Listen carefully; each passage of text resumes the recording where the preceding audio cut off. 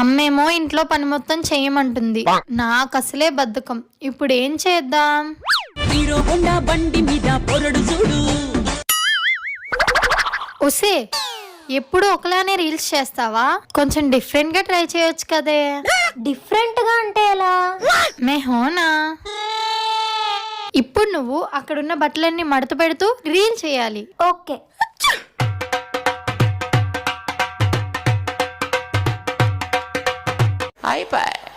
గిన్నెలు తోముతున్నట్టు రీల్ చేయి, ట్రెండింగ్ లోకి వెళ్ళిపోతావు.